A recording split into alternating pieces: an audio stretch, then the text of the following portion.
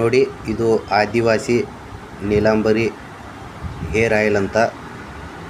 ಇದರ ಉಪಯೋಗ dandruff clean, hair fall stop, grow hair, new hair, damage hair clean, cut hair clean, hair long, hair nice. So ಇದಕ್ಕೆಲ್ಲ ಈ hair oil ಉಪಯೋಗ ಆಗುತ್ತೆ. ಇದನ್ನು ಬಳಸುವ ವಿಧಾನ, ರಾತ್ರಿಯ ಸಮಯ ತಲೆಯಲ್ಲಿ ಈ ಹೇರ್ ಆಯಿಲನ್ನು ಹಚ್ಚಬಹುದು.